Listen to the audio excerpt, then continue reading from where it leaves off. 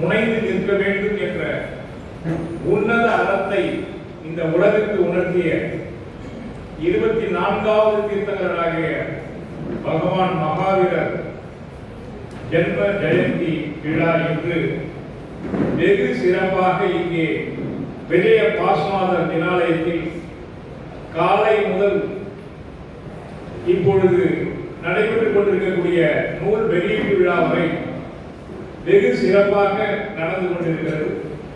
இந்த விழாவினை சீரும் சிறப்புமாக நடந்து கொண்டிருக்கக்கூடிய விழாவினுடைய அறங்காவலர் குழு தலைவர் அவர்களே, இந்த நூல் வெளியீட்டு விழாவிற்கு தலைமையேற்று சிறப்பு செய்து கொண்டிருக்கக்கூடிய மேலாண் சமணப்பேரவை தலைவர் ஐயா ஆபு அறவாழி அவர்களே, அற்புதமான ஒரு நூலுக்கு சொந்தக்காரராக இங்கே அமர்ந்திருக்கக்கூடிய மும்மொழி வித்தகர் திரு சாஸ்திரியார் பெருமகனார் அவர்களே, அந்த நூலை தன்னுடைய பொருளுதவியால் சுவாத்தியாயமாக வழங்கிக் கொண்டிருக்கக்கூடிய பவ்யஜீவன் கடலூர் சோமபிரபன் ஐயா அவர்களே, லட்சுமிதாஸ் வர்த்தமானன் என்று சொன்னால் தமிழக ஜெயினர்கள் அத்தனை பேருக்கும் அறிமுகமான ஒரு பெருமகனார். அவருடைய திருமகனார் இங்கு வந்திருப்பது கால பொருத்தமானது. அவரை நான் பார்த்ததிலே மற்றற்ற மகிழ்ச்சி அடைகிறேன். உங்களுடைய தகப்பனாருடைய புகழை போல நீங்களும் சமூகத்திற்கு ஆற்றிய தொண்டினை நினைத்து பார்த்து மகிழ்கிறேன், வணங்குகிறேன். ஆக இந்த விழாவிற்கு செவிவிடுத்து கேட்க வருகை தந்துள்ள அத்தனை சான்றோர்கள் மக்களுக்கும் எனது பணிவான மாலை வணக்கத்தை முதலில் தெரிவித்துக் கொள்கிறேன். பழையப்பா படத்துல நீலாம்பரை சொல்லுவார், வயசானாலும் ஸ்டைல் மட்டும் மாறும். அப்படி ஸ்டைல் மாறாம உட்கார்ந்துருக்கிறவர் தான் நம்ம தலைவர் ஐயா ஆபு அறவாழி. 90 வயசுலயே சுருதி மாறாம பாடக்கூடிய நல்ல ஒரு வாய்ப்பு அவரை தவிர வேற யாருக்கு கிடைக்கும்? இந்த நூலை வெளியிடுவதற்கு அவரை தவிர தமிழக சமணத்தில் வேறு யாருக்கு அந்த பொருத்தம் கிடைக்கும்? அவருடைய அற்புதமான சொல்லாடல்களையும் வெண்கல குரலையும் நான் கேட்டு வளர்ந்த சிறுவன். சற்றேறக்குரிய 30 ஆண்டு காலமாக அவரோடு மேடையில் பயணம் செய்து கொண்டிருக்கிறார். அவர் மேடையில் தலைமையேற்று இருக்கிறார் என்று சொன்னால் எங்களுக்கெல்லாம் சற்று அச்சம்தான். ஏனென்று சொன்னால் சிறு பிழை கூட நான் தவறி வந்துவிடக்கூடாது, நான் நெகிழ் பயிற்சி என்று சொல்லி தப்பிக்கவும் முடியாது. அந்த அளவிற்கு அச்சரம் சுத்தமாக தமிழ் இலக்கியத்தை சிறப்பாக சொல்லக்கூடிய ஒரு அற்புதமான மனிதர். அவருடைய தலைமையில் இந்த நூல் வெளியீட்டு விழா இங்கே அற்புதமாக நடந்து கொண்டிருக்கிறது. பெரியோர்களே, சமணம் என்று சொன்னால் வினை கோட்பாடு, ஆன்மா, உயிர், துக்கலம், நிலையாமை எல்லாம் அங்கு பேசப்படும், அங்கு பயணம் செய்யும். அதோடு கூட திருக்குறள், நாலடியார், சீவக சிந்தாமணி போன்ற அறநூல்களும் பேசப்படும், பயணம் செய்யும். அந்த வகையில் இன்று திருக்குறளுக்கு ஒரு விழா எடுத்து அதனுடைய கடவுள் வாழ்த்தில் இருக்கக்கூடிய 10 குறட்பாவுக்கு மட்டும் நமது டபுவா சாஸ்திரியார் அவர்கள் தான் அறிந்த மும்மொழிகளில் இருக்கக்கூடிய விளக்கங்களோடு சேர்த்து செந்தமிழில் ஒரு உரை வழங்கி இருக்கிறார் என்று சொன்னால் நாம் எல்லாம் படித்து மகிழக்கூடிய, அறிந்து கொள்ளக்கூடிய ஒரு அற்புதமான நூல் தான் இன்று வெளியிட்டுள்ள இந்த குறள் கூறும் அறம். இந்த நூல்ல இந்த படங்கள் பார்த்தீங்கன்னா அந்த 10 குறளுக்கு உண்டான விளக்கத்தை கூறக்கூடிய படங்களை அழகா இதில் வெளியிட்டிருக்காரு. அதான் நுட்பம். இது அகர முதல எழுத்தெல்லாம் ஆதிபகவன் முதற்பே உலகில் தொடங்கி ஒவ்வொரு குறளுக்கும் இந்த 6 படங்கள் விளக்கம் தருவதாக இருக்கு. ஒரு முத்தாய்ப்பான அவருடைய தேடுதலை நாம் பாராட்ட வேண்டும். ஏன்னா குறளுக்கு ஏற்ற படத்தை நெற்றிலிருந்து எடுத்துக்கொண்டு அதை பயன்படுத்திருக்கிறார்னா மிகப்பெரிய ஒரு விஷயம். ஆக இந்த குறளிலே உங்களுக்கு ஒரு சில செய்திகளை தெரிந்த செய்தியாக இருந்தாலும் நான் உங்களுக்கு வலியுறுத்த கடமைப்பட்டிருக்கேன். முதல் அதிகாரத்தின் பெயர் கடவுள் வாழ்த்து. யார் யார் வாழ்த்துவாங்க? உலக இயல்பு, பெரியவர்கள் சிறியவர்களை வாழ்த்துவது இயல்பு. ஆனால் இங்கே முதல் அதிகாரத்தின் பெயர் கடவுள் வாழ்த்து. அப்ப யார் யார் வாழ்த்துறாங்க? நாமெல்லாம் கடவுளை வாழ்த்தும். அப்படிதான் சார் அர்த்தம். இது வெளிப்படையா பார்த்தேன். உண்மைதானே? ஆனா உண்மையான பொருள் அதுவாக அல்ல.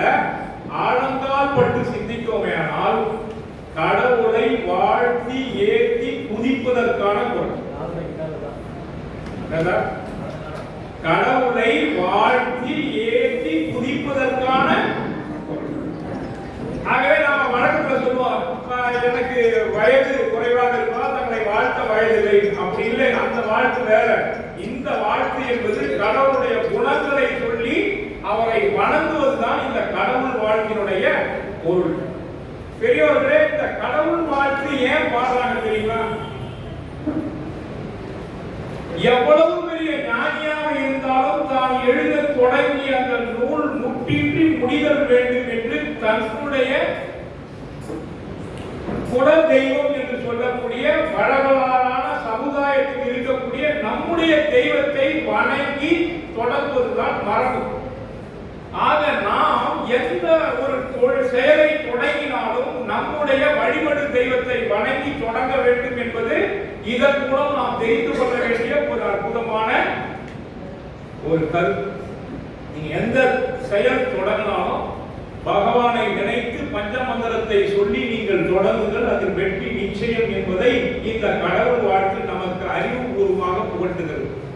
இந்த திருக்குறளை இயற்றிய முத்தமுத்தாச்சாரியாரே தன்னுடைய வழிபடு தெய்வமாகிய ஆதி பகவனை வணங்கி வாழ்த்தி தன்னுடைய குரல் முற்றின்றி முடிய வேண்டும் என்று அவர் ஆதி பகவனை வணங்கி தொடங்கி இருக்கிறார் என்பதுதான் இந்த குரலுடைய முதல் குரல் சொல்லும் செய்தி. ஐயா அறவாடி அவர்கள் சொன்னாங்க, பக்தி இயக்கம் தொடங்கினதே சமணத்தை அழிப்பொழிகள் தான், வேற ஒரு காரணம் இல்லை. ஆனால் இதை கை வைத்தால் மாட்டிக்கொள்வோம் என்று விடுபட்ட நூல்கள் ஒரு சில. அந்த ஒரு சில நூல்களில் திருக்குறள் இப்படியும் அப்படியுமாக ஆடிக்கொண்டு. திருக்குறள் ஒரு சமண நூல் தான். என்ன சார் நான் சொல்ல சரியா? இதுவரை வந்திருக்கிறது உண்மையான உரை ஒன்று வேண்டும் என்று எழுத தொடங்கியதனுடைய விளைவுதான் நமது சாஸ்திரியார் அவர்கள் திருக்குறளுக்கு தந்திருக்கக்கூடிய உரை விளக்கம். பேராசிரியர் ஸ்ரீகந்தனார் திருக்குறள் உரைக்கு ஒரு அருமையான உரை எழுதியிருக்கார். உரை விளக்கம். அதை கம்பாரிசன் ஸ்டடியா கொண்டு போயிருக்காரு. ஒரு பொருளை எடுத்துட்டா அந்த பொருளுடைய பொருள் எந்தெந்த இலக்கியத்துல தொடர்பு இருக்குன்னு கொண்டு போய் காமிச்சிருக்காரு. கற்றதனாய பயனின் போல் வாழறிவன் நன்றால் தொழார் எனின் அந்த ஒரு பொருளை எடுத்துட்டு அந்த ஒரு பொருளுடைய செய்தி இலக்கியத்தில் எங்கெல்லாம் வந்து நீங்க தேடணும்னு அவசியம் இல்லை. நீங்க ஸ்ரீகந்தனார் புத்தகத்தை எடுத்து பார்த்தீங்கன்னா அதுல எல்லா லிங்கும் வந்து. நீங்க திருக்குறளை எடுத்துட்டு இந்த திருக்குறள் செய்தி எந்த ஆகம நூல்கள்ல இருக்கு அப்படின்னு தேடணும்னு ஆசைப்பட்டீங்கன்னா இந்த நூலை படிச்சீங்கன்னா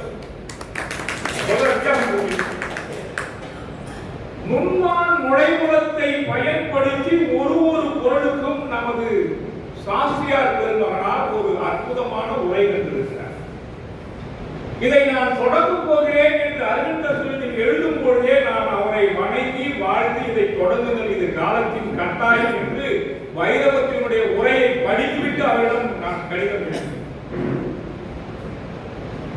ஏன் என்று சொன்னால் உண்மைக்கு மாறான உரைகள் ஏராளமாக வந்து கொண்டிருக்கின்றன. இதுவரை ஆதி பகவன் சமண மதத்தினுடைய முதல் தீர்த்தகர் தான், அவரை வழிபட்டுத்தான் இந்த திருக்குறள் ஆசிரியர் திருக்குறளை தொடங்கி இருக்கிறார் என்று ஏதாவது ஒரு உரை ஆசிரியர் இதற்கு தெளிவாக உரை இதுவரை எழுதவில்லை. காலம் சென்ற சுஜாதா அவர்கள் ஒரு முறை இந்த திருக்குறளுக்கு உரை எழுதினார். முதலாவதாக தோன்றிய கடவுள் என்று அவர் மாற்றியிருக்கிறார். இது நடந்த உண்மை. ஆனால் ஆதி பகவன் யார் என்பதற்கு ஒரு சரியான விளக்கம் நம்ம ஆணவத்தில் இருந்து எடுத்து சான்று காட்டி இருக்கிறார் நமக்கு முன்மொழிவிட்டார். பெரியோர்களே, அகர முதல எழுத்தெல்லாம் ஆதி பகவன் முதல்வே உலகு என்று சொல்லக்கூடிய பொருள்ல முதல்ல வர வார்த்தை அகர. அதுல என்ன சொல்ல வர்றாருன்னா, எல்லா எழுத்துக்களும் அ என்ற எழுத்தை அடிப்படையாக கொண்டு தொடங்குகின்றன. அதுபோல் இந்த மூ உலகத்திற்கும் ஆதியாக இருக்கக்கூடிய கடவுள் ஆதி பகவன். ஆதி பகவன் தான் இந்த மூ உலக நாயகன். நாம் தொழுவதற்காக உகந்த கடவுளாக முதலாக நமக்கு தோன்றியவர் ஆதி பகவன். எப்படி எழுத்துக்கள் அகரத்தை முதலாக கொண்டு தொடங்குகிறதோ அப்படி சமணத்தினுடைய முதல் தெய்வமாக இருக்கக்கூடிய ஆதி பகவனை வணங்கி இந்த குறளை எழுதுகிறேன்.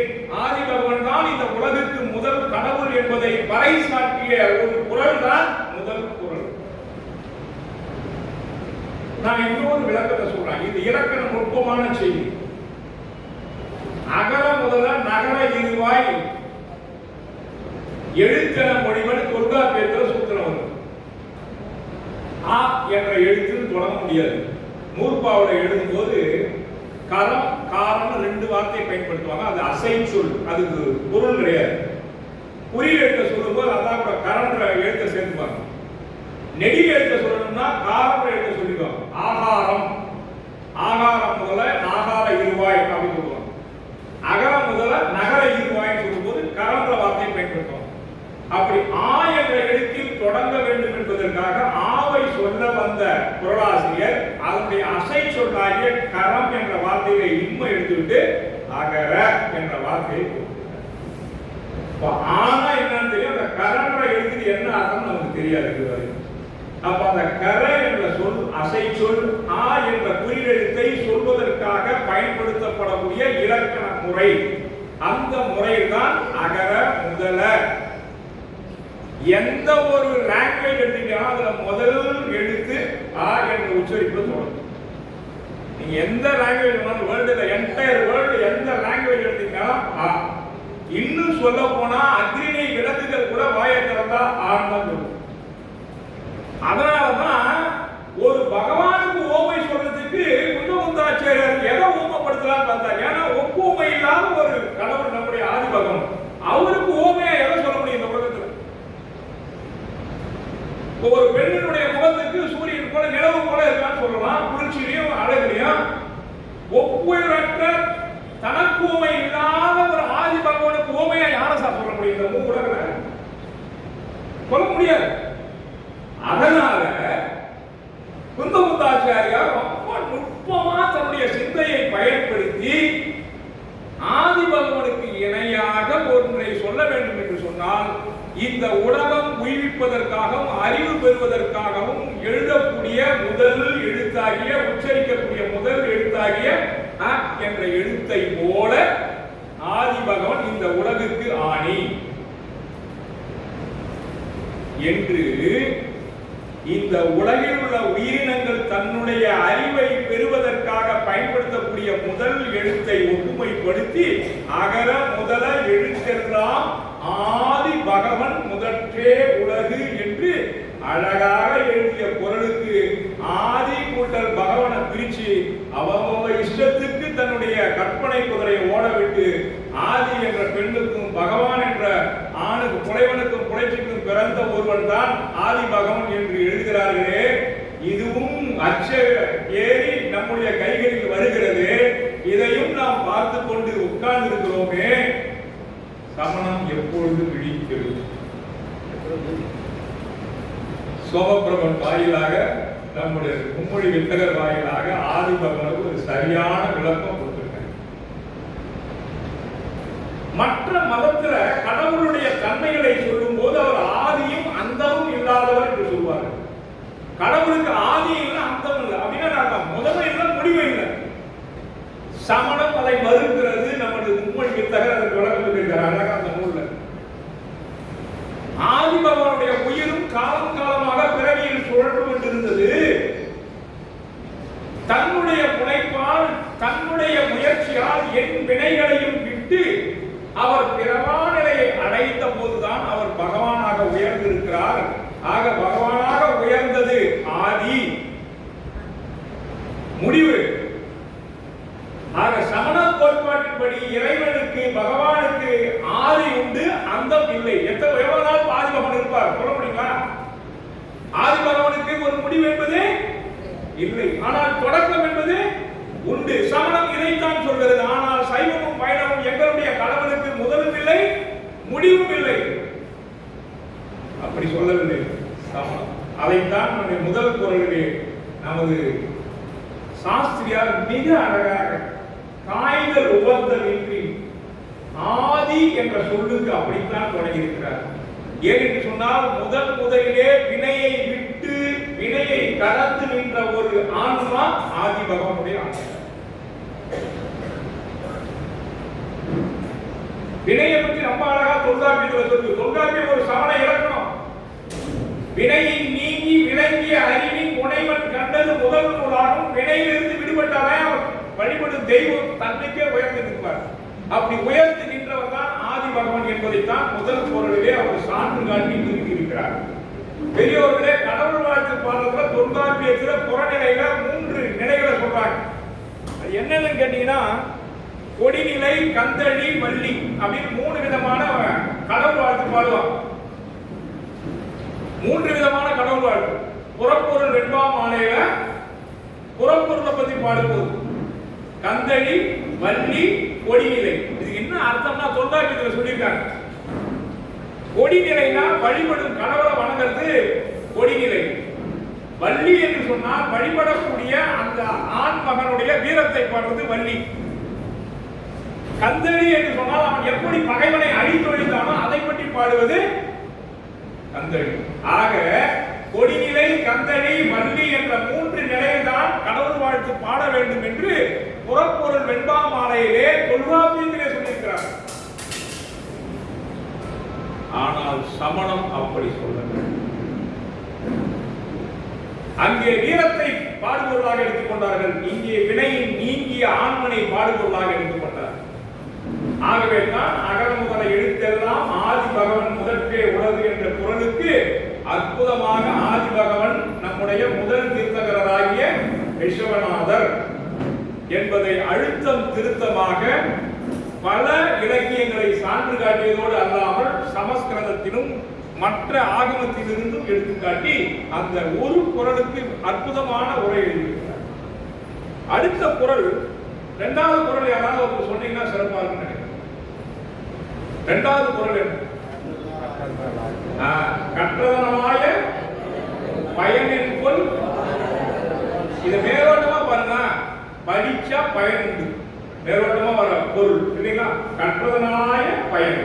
இப்ப எந்த தொழில் செய்தாலும் அதுல என்ன பயன் இருக்குன்னு பார்க்கணும். அப்ப படிச்சா பயன் இருக்குதுன்றதை இந்த குறள் மேலோட்டமா நமக்கு தெளிவா சொல்லிட்டு, நம்ம பொறியாளர் ஐயா சொன்னார், அவங்க பொண்ணுகிட்ட நீ எவ்வளவு படிச்சாலும் கடவுள் புத்தகத்தை படிச்சாகணும்னு சொல்லியிருக்காரு. அதைத்தான் இந்த குறள்ல சொல்லியிருக்காரு. நீங்க 2 விதமான படிப்பு, ஒன்னு உலகியல் படிப்பு, மற்றொன்று ஆண்மனை சார்ந்த படிப்பு. நீங்கள் எவ்வளவுதான் உலகியல் சார்ந்த படிப்பை படித்தாலும் அதனால் பயனில்லை. உள்ளார்ந்த ஆண்மனை பற்றிய படிப்பு படிக்கவில்லை என்று சொன்னால் நீங்கள் படித்தது அத்தனை வெற்று படிப்பு என்பதை இந்த குறள் சொல்கிறது. ஆக எண்ணையும் எழுத்தையும் படிப்பது மட்டும் படிப்பு அல்ல, கடவுளுடைய குணங்களை படிப்பதுதான் உண்மையான படிப்பு. உண்மையான படிப்பு சார், கடவுளுடைய குணங்களை படிப்பு. அப்ப கடவுளுடைய குணங்களை படிக்க வேண்டும் என்று சொன்னால், படித்த பிறகு நாம் என்ன செய்ய வேண்டும் என்று சொன்னால், படித்ததன் படி நிற்க வேண்டும். அப்பொழுது கற்றதனாய பயனின் கொள் வால் அறிவன். அங்க கடவுள் பேரே சொல்ல, குணப்பெயர். இங்க வால் அறிவன் என்பது அவர் பெற்ற குணத்தினுடைய பெயரால் அந்த இறைவனை துதிக்கிறார். அது குணப்பெயர் என்பதும் வால் அறிவன் நற்றால் தொழார். பெரியோர்களே, ஒரு உண்மையை உணர்ந்து கொள்ளுங்கள். பாத கமலங்களை வணங்கக்கூடிய பழக்கம் வழக்கம் முதலாக இந்த உலகுக்கு உணர்த்திய மார்க்கம் சமணம். சமணத்தை தவிர பாத பொருள்களை வணங்கும் பழக்கத்தை முதலில் யாரும் சொல்லவில்லை. அதனால்தான் இந்த குறள்ல சொல்லியிருக்காரு, நீ கடவுளை முழு உருவத்தை வணங்காத, அவருடைய பாத கமலங்கள். கற்றதனாய பயன் என் கொள் வால் அறிவன். சார், வால் அறிவன் என்ன சார்? வால் அறிவன் என்ன? முழுதுனர். படிக்கிறதுனால அறிவு வரும், உண்மை தானே? படிக்கிறதுனால அறிவு வரும். நாம பெற அறிவு கற்றது கைமண், கல்லாதது அறிவோரும் அறியாமை கண்டால் செறிதோறும் சேயிலை மாட்டி என்று ஒரு குறளை சொல்லிருக்காங்க. நீ எவ்வளவு படிக்கிற, நீ எப்ப தெரிஞ்சிருந்தா நீ படிக்க தொடங்கினாதான் தெரியும். திருக்குறள் எடுத்து படிப்போம், இன்னொன்று நாலடியார் படிக்கிறேன், பழமொழி நாற்பது படிக்கிறேன், இன்னா 40 படிக்கிறேன், இனிவை 40 படிக்கிறேன், சிலப்பதிகாரம் படிக்கிறேன், மணிமேகலை படிக்கிறேன் தெரியும். ஆக படிக்க தொடங்கும் போதுதான் எவ்வளவு படிக்க வேண்டும் என்று தெரியும். இந்த பிறவி போதாது, நாம் எல்லாவற்றையும் படித்து முடிக்க அப்பொழுது நாம் படித்தது எவ்வளவுதான் இருக்கும், கைமண். ஆனால் பகவான் ஆதிநாதர் பெற்ற ஞானம் வரம்பற்று, எண்ட்லெஸ். மெஷர்மெண்டே பண்ண முடியாது சார், இவ்வளவுதான் இவருக்கு இருக்கு ஞானம் அப்படின்னு. ஒருத்தவன் ஒரு மிஷின் ஓடல, எப்போ டெக்னிக்கல் படிச்ச எல்லா விஞ்ஞானியும் கூட காமிச்சாங்க, யாராலையும் அதை சரி பண்ண முடியல. ஒரு சாதாரண படிக்காத மெக்கானிக் கூப்பிட்டாங்க, நான் இந்த மிஷினை ஓட்ட வைக்கிறேன் பாக்குறீங்களா, நாங்க என்ன ஆக்ஸ்போர்ட் இன்ஜினியரிங் படிச்சுட்டு வந்தோம்னா பார்த்துட்டா ஒன்றும் பண்ணல, நீ பிளாட்ஃபார்ம் மெக்கானிக் நீ என்னடா பண்ணணும், நான் இந்த மிஷினை ஓட வச்சிடறேன் உங்களுக்கு அவ்வளவுதானே தேவை அப்படின்னு. சரி எவ்வளவு ஃபீஸ் கேட்பாரு, நான் தான் அதை ஃபில் பண்ணுவேன், நான் தான் அதை ஃபில் பண்ணுவேன். சரி முடிஞ்சா சைடா பாப்பேன்ட்டாங்க. ஏன்னா நம்மகிட்ட இருக்கிற எல்லா டெக்னிக்கல் இன்ஜினியரும் பண்ணாதான் அவன் எப்படி பண்ணிட்டாங்க, அவன் ஒரு சுத்தி எடுத்தோம்னா இங்க 2 தட்டு தட்டா, அங்க 2 தட்டு தட்டா, அங்க பின்னாடி எடுத்து ஒரு தட்டு தட்டா, இப்ப மிஷினை ஸ்டார்ட் பண்றான்னா ஸ்டார்ட் பண்ணா ஓடும். இப்போ அவன் ஃபுல் பண்றான், அவன் சொல்லி பெரிய அமௌண்ட் ஃபுல் பண்ணேன், நீ என்ன ஒண்ணுமே பண்ணல, சுத்தி தானே தட்டினேன். ஆமா, அதுதான் என்னுடைய அனுபவம், அதுதான் என்னுடைய அறிவு. நீ இதே சுத்திக்கிறது, நீ தட்டி தர.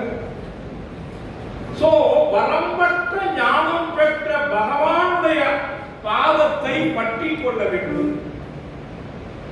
இன்னொரு அர்த்தம் இதுல இருக்கு, ரொம்ப தெளிவா இருக்கு. பாதத்தை பிடிச்சுக்கிட்டா மட்டும் நாம பிறவனை அடைய முடியுமா சார்? நான் ஒரு பாதத்தை டெய்லி போய் பிடிச்சிக்கிட்டு தூங்குறேன், வணங்குறேன், போதுமா? இல்ல, நீ அந்த நிலைக்கு உயரணும். சமணம் என்ன சொல்றதுனால் பக்தி மட்டுமே உன்னை உயர்த்தாது, நீ உயர வேண்டும். சைவ வைணவத்திலே நீ எதுவும் செய்ய வேண்டாம், பக்தி செய்தால் போதும், உன்னை நான் கடைத்தேற்றம் செய்து விடுவேன் என்பது சைவ வைணவம். ஆனால் சமணத்தில் அப்படி இல்லை.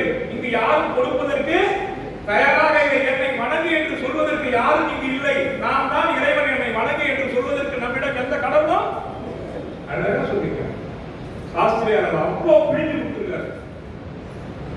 ஆக கற்றதனால் ஆய பயன், ஆய என்ற வார்த்தை ரொம்ப அற்புதமான வார்த்தை அந்த குறள்ல. கற்றதனால் ஆய பயன் என்கொள் வாலறிவன் நற்றால். பகவானுடைய பாதம் உயர்ந்தது தானே, ஆனா அதுக்கு ஒரு அடைமொழி போட்டுருக்காரு, நல்ல தாள் நற்றால் தொழார். ஏங்க ஏகாந்த போட்டார், தொழார் தொழனா புரோஜனம். அப்ப படிச்சவங்க 2 விதம் இருக்கிறது இங்க சாஸ்திரியார் சொல்லிட்டார்.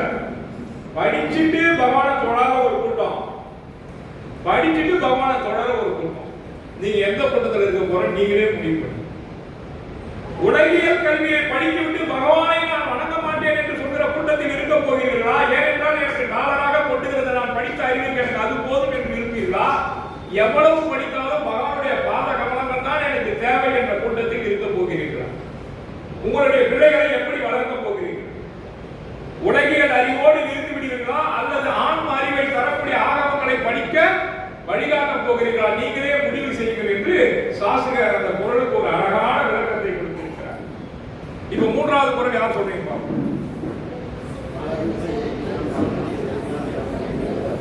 நல்லா சொல்லலாம்.